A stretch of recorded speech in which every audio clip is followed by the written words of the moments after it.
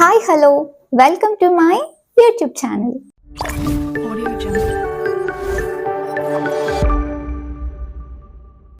Hello guys, అందరు ఎలా ఉన్నారు? నేనైతే చాలా బాగున్నాను. అందరు న్యూ ఇయర్ బాగా సెలబ్రేట్ చేసుకున్నారు అని ఎక్స్పెక్ట్ చేస్తున్నాను. సో ఈ 2025 అందరికీ ద హ్యాపీయెస్ట్ ఇయర్ అవ్వాలని నేను హార్ట్ఫుల్గా విష్ చేస్తున్నాను.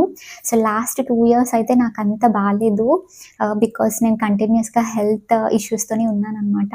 సో ఈ ఇయర్ గాడ్ని చాలా స్ట్రాంగ్గా అడుగుతున్నాను. ఈ ఇయర్ నేను హ్యాపీగా ఉండాలి, అందరూ హ్యాపీగా ఉండాలి అని.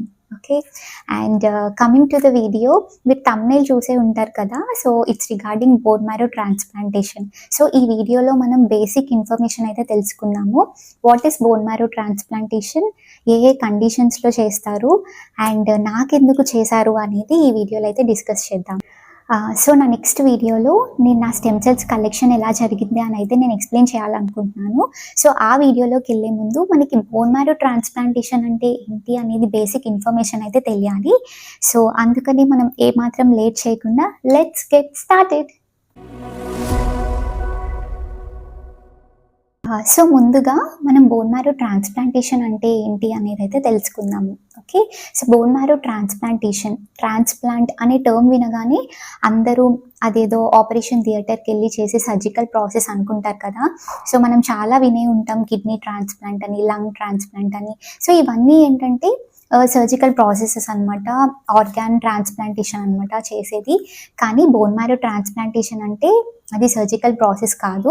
జస్ట్ మనకి బ్లడ్ ట్రాన్స్ఫ్యూషన్ అయితే ఎలా అయితే చేస్తారో సేమ్ అలానే ఉంటుందన్నమాట. So throughout the process patient ఎవేక్గానే ఉంటారు, మాట్లాడుతూనే ఉంటారు. సో చాలామంది బ్లడ్ డొనేట్ చేసి ఉంటారు కదా. సో బ్లడ్ ఎలా అయితే డొనేట్ చేస్తారో, ఎలా అయితే ఎక్కించుకుంటారో సేమ్ ప్రాసెస్ అయితే అలానే ఉంటుందన్నమాట. ఓకే, అంటే కిడ్నీ ట్రాన్స్ప్లాంట్ అంటే రీప్లేస్మెంట్ ఆఫ్ కిడ్నీ, అలానే లంగ్స్ ట్రాన్స్ప్లాంట్ అంటే రీప్లేస్మెంట్ ఆఫ్ లంగ్స్, అలా కదా. సో అలానే ఇది కూడా replacement of bone marrow transplantation అంటే సింపుల్గా చెప్పాలంటే రీప్లేస్మెంట్ ఆఫ్ డ్యామేజ్డ్ సెల్స్ అనమాట. కానీ ఇది సర్జికల్ ది కాదండి. సో థియేటర్కి వెళ్ళి మనకి ఏదో ఎనస్థీషియా ఇచ్చి చేసే ప్రాసెస్ అయితే కాదు. సో బోన్ మ్యారో అంటే సో బోన్స్లో ఒక సాఫ్ట్ టిష్యూ ఉంటుందన్నమాట. సో అది స్టెమ్ సెల్స్ అనేది ప్రొడ్యూస్ చేస్తూ ఉంటుందన్నమాట. సో లైఫ్ టైం దాని డ్యూటీ ఏంటంటే సెల్స్ అనేది ప్రొడ్యూస్ చేస్తూ ఉండడం అనమాట.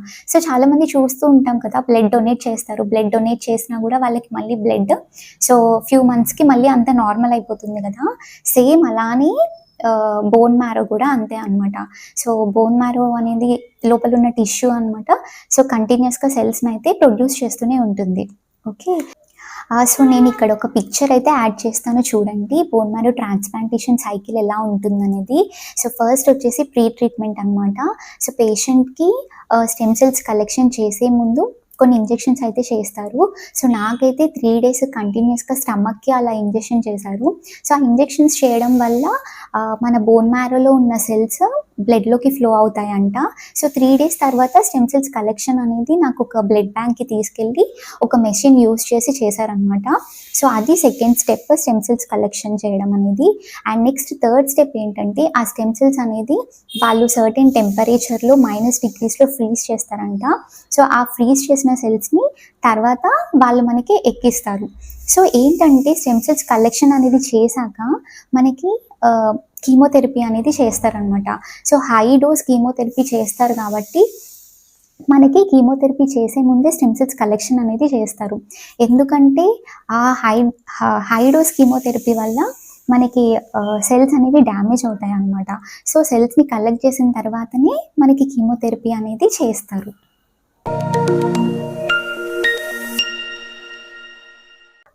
సో బోన్ మ్యారో ట్రాన్స్ప్లాంటేషన్ ఏ ఏ కండిషన్స్లో చేస్తారంటే, సో ఏమన్నా బ్లడ్ డిసార్డర్స్ ఉంటే అలాంటి కండిషన్స్లో చేస్తారనమాట. సో బ్లడ్లో మనకి సెల్స్ ఉంటాయి కదా, రెడ్ బ్లడ్ సెల్స్ కానీ వైట్ బ్లడ్ సెల్స్, ప్లేట్లెట్స్ ఇలా ఉంటాయి కదా. సో ఆ డిసార్డర్స్ ఏమన్నా ఉంటే చేస్తారనమాట. సో నేనైతే మెడికల్ ఎక్స్పర్ట్ అయితే కాదు, కానీ నాకు ప్రాబ్లం డయాగ్నోస్ అయ్యాక నేనైతే కొంచెం రీసెర్చ్ చేశాను అనమాట. సో అదైతే నేను మీకు జస్ట్ అవేర్నెస్ అయితే క్రియేట్ చేయాలనుకుంటున్నాను. చెప్తున్నాను. ఓకే. సో మన అందరికీ తెలిసిందే, చిన్నప్పటి నుంచి చదువుకొని ఉంటాం కదా. సో మనకి రెడ్ బ్లడ్ సెల్స్ ఏం చేస్తాయి, ఆక్సిజన్ని క్యారీ చేస్తాయి బాడీకి. అలానే వైట్ బ్లడ్ సెల్స్ అనేవి ఇమ్యూనిటీని ప్రొవైడ్ చేస్తుంది కదా. అలానే ప్లేట్లెట్స్ ఏం చేస్తాయి, సో మనకి బ్లీడింగ్ అవ్వకుండా స్టాప్ చేస్తుందనమాట.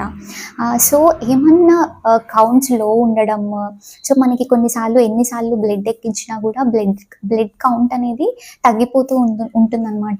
సో అలా అన్యూజువల్గా ఉంటుంది. సో అలాంటి కండిషన్స్లో మనకి ఏదో బ్లడ్ డిసార్డర్ ఉన్నట్టయితే మనం ఐడెంటిఫై చేయొచ్చు అనమాట. సో కొన్నిసార్లు నాన్ క్యాన్సరస్ కూడా ఉంటాయి, తలసేమియా, ఏప్లాస్టిక్ ఎనీమియా. సో ఇలాంటి కండిషన్స్లో కూడా బోన్ మ్యారో ట్రాన్స్ప్లాంటేషన్ చేస్తారు.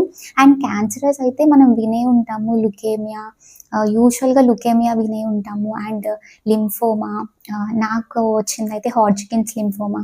సో ఇవన్నీ బ్లడ్ క్యాన్సర్స్ అనమాట.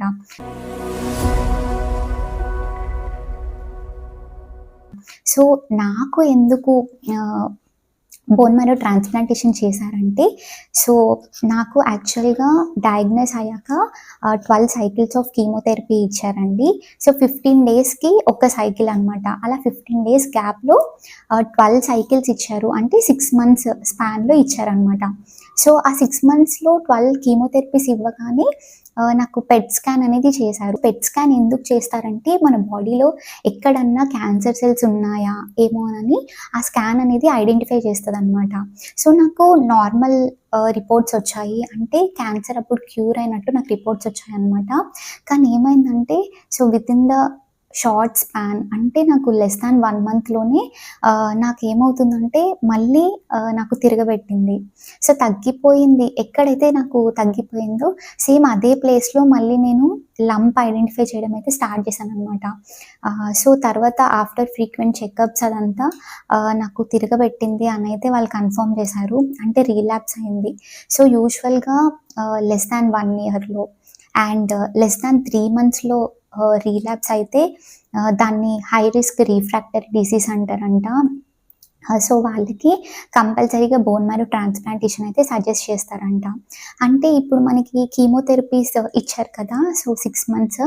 సో ఆ కీమోథెరపీస్ మనకి ఎక్కువ డేస్ వర్క్ చేసినట్టు కాదు. ఫర్ సపోజ్ ఇప్పుడు మనకి కీమోథెరపీస్ అయిపోయిన 1 ఇయర్కి రీలాప్స్ అయిందనుకోండి, సో ఆ కీమోథెరపీ డ్రగ్ అనేది మనకి 1 ఇయర్ వర్క్ చేసినట్టు అనమాట. అంటే నాకు 1 మంత్కే రీలాప్స్ అయింది, అంటే అసలు డ్రగ్ అంత వర్క్ అయినట్టు కాదు కదా. సో ఇవి కొంచెం హై రిస్క్ కేసెస్ కాబట్టి, సో ఇలాంటి కండిషన్స్లో బోన్ మ్యారో ట్రాన్స్ప్లాంటేషన్ అనేది వన్ అండ్ ఓన్లీ ఆప్షన్ అనమాట. సో బోన్ మ్యారో ట్రాన్స్ప్లాంటేషన్ కాకుండా ఇంకేదన్నా ఉందంటే ఇంకేది లేదు. సో అది చేయించుకోకపోతే that is definitely risk to the patient. So కంపల్సరీగా అదైతే చేసుకోవాలని సజెస్ట్ చేశారు. ఓకే. సో నా ప్రీవియస్ వీడియోస్ ఎవరైనా వాచ్ చేయకపోతే మీకు ఫ్రీ ఉన్న టైంలో ప్లీజ్ డూ వాచ్. నేనైతే ప్రీవియస్గా bone marrow transplantation room tour and హాస్పిటల్లో హైజీన్ ఎలా మెయింటైన్ చేశారు అని అయితే వీడియోస్ అయితే నేను చేశానండి. సో మీకు నా కంటెంట్ ఏమైనా నచ్చినట్టయితే please do like and subscribe to my channel. So నాకు అది కొంచెం ఎంకరేజ్మెంట్ లాగా ఉంటుంది. ఓకే. అండ్ నా వీడియోస్ ఆల్రెడీ వాచ్ చేస్తున్న వాళ్ళకి థ్యాంక్ యూ సో మచ్ అండి. సో ఇంత బిజీ టైంలో నా కోసం కొంచెం టైం ఇచ్చి సో ఎంకరేజ్ చేస్తున్నందుకు thank you so much. See you all in another video. Take care all. Bye.